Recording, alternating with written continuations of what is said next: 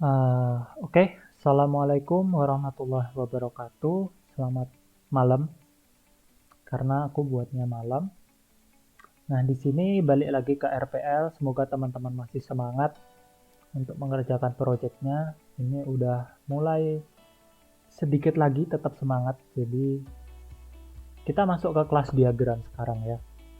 Oke, ini udah jadi. Mouseku mana? Oke, jadi kita buat aja lagi ya. Ntar aku save dulu. Kita new project. New project, kalian bebas namain apa. Oke, ini aku pakai kelas diagram 3. Nah, kalau udah muncul seperti ini, ditunggu sebentar. Oke, kalau udah masuk ini aku cancel aja nggak apa-apa. Jadi biasanya ada juga teman-teman yang kalau udah muncul ini, toolbox ini itu nggak muncul.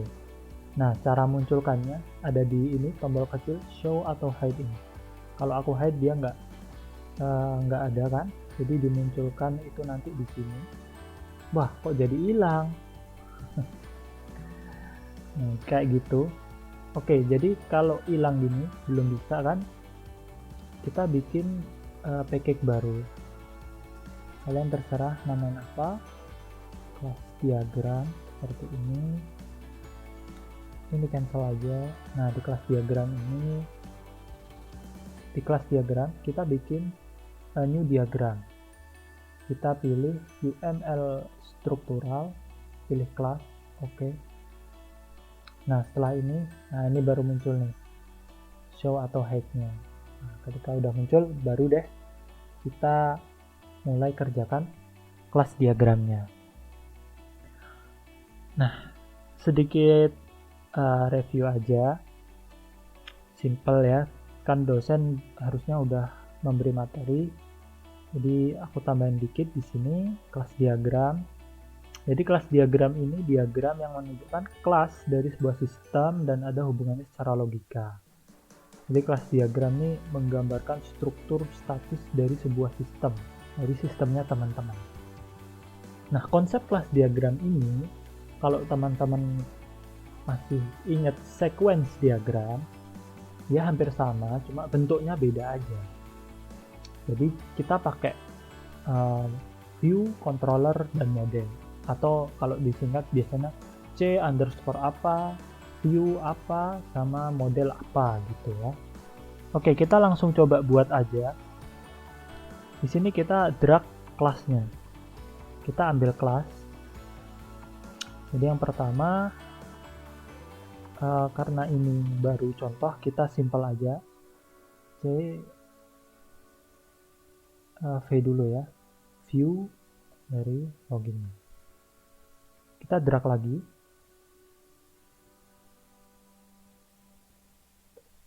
View, bukan view, controller dari login. Kita bikin kelas lagi.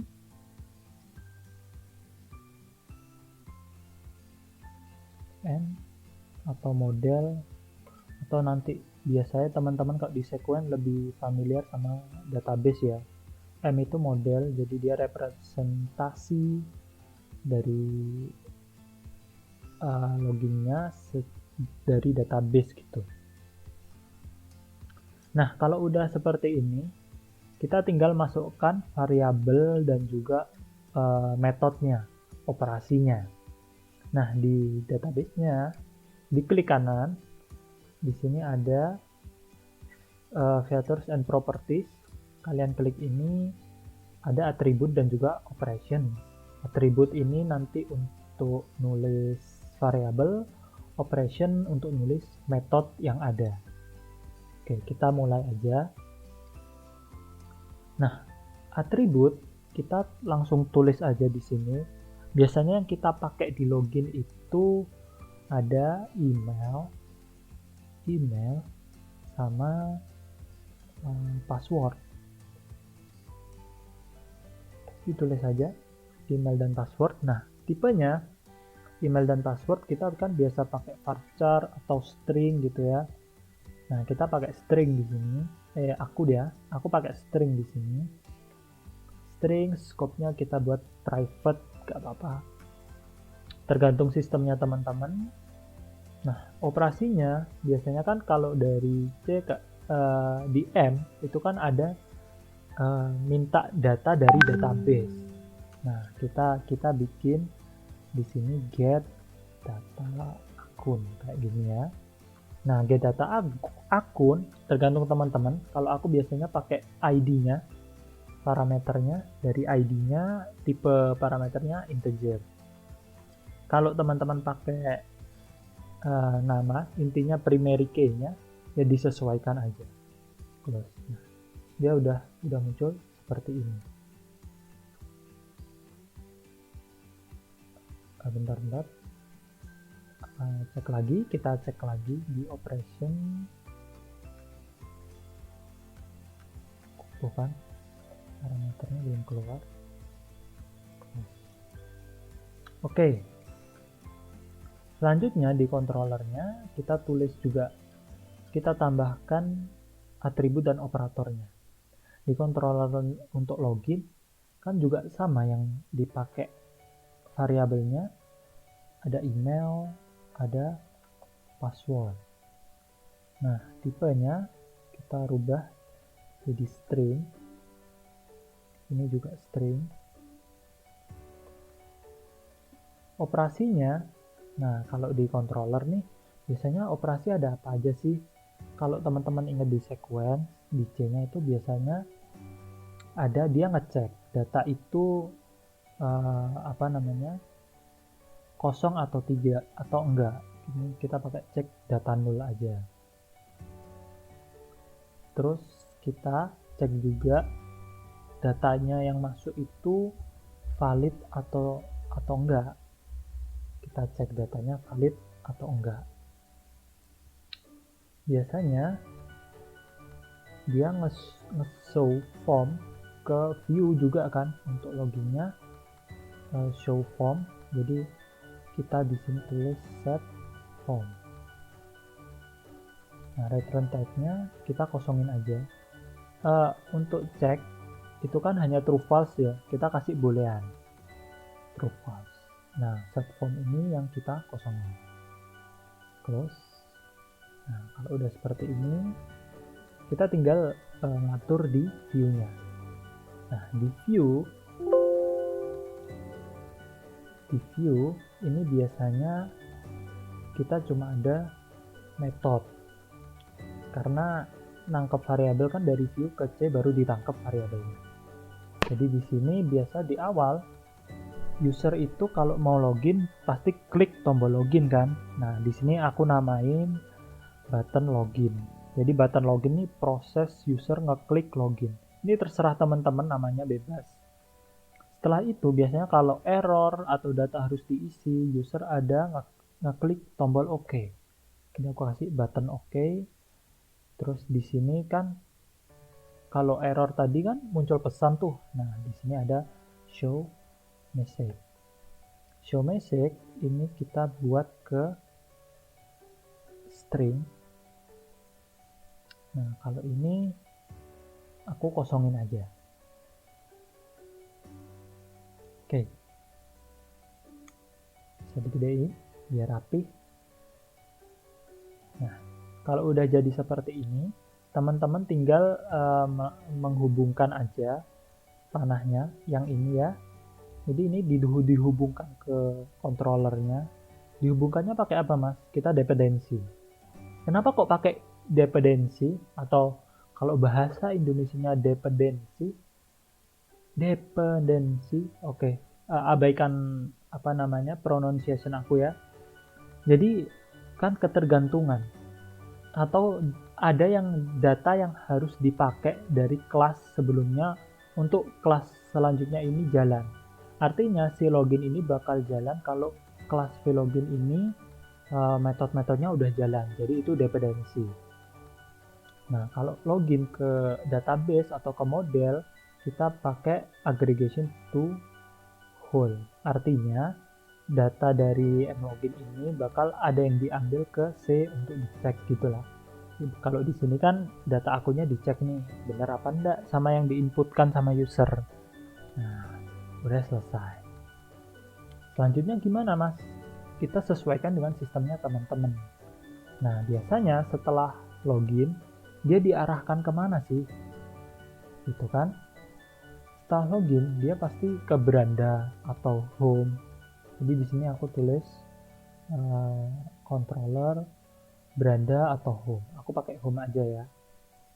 Nah, dari login ini, ketika dia udah berhasil login, udah bener, datanya sesuai, maka dia akan namanya direct ke home. Kita pakai garisnya direct association. Nah, jadi di home ini dia yang mencakup nanti ada menu-menunya. Dia nanti jalan kemana gitu ya. Jadi misal ini programnya laporan gitu. Jadi kan ada menu laporan di home ya, di navigasinya, navigasi menu. Jadi ini kita kasih laporan, controller laporan. Jadi di sini nanti teman-teman tambahin aja operasinya. Biasanya kan kalau mau ke laporan, berarti kita kasih user itu ngeklik button laporan. Nah, button laporan dia akan direct ke controller laporannya. Nah, kalau udah controller laporan, harusnya kan dia ngasih view ya. Nah, dikasih aja sama teman-teman. Kelas V laporan. Nah, di V laporan nanti ada metode apa aja, teman-teman sesuaikan dengan sistemnya teman-teman. Jadi di sini laporan, nanti ke nyambung di sini. Laporan kan punya tabel sendiri tuh di database. Nah, cukup kita tambahkan aja. And laporan seperti ini. Nanti teman-teman bisa rapihin sendiri biar rapi kelas diagramnya. Aggregation tool. Nah, seperti ini. Begitu pula dengan menu-menu yang lain. Misalnya ada menu pembayaran, nah nanti teman dari laporan atau dari home nanti didirect ke controllernya.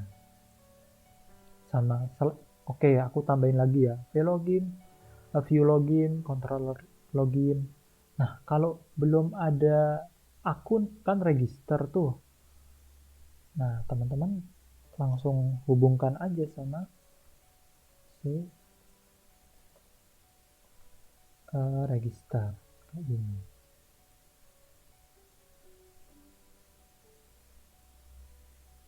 Direct. Nah, nanti teman-teman tinggal bikin apa namanya?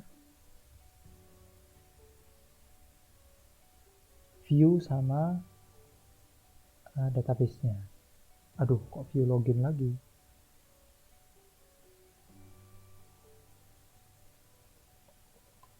Nah, kayak gini.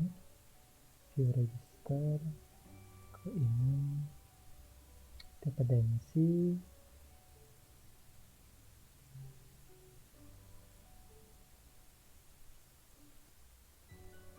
Juga ditambahkan sama teman-teman modelnya.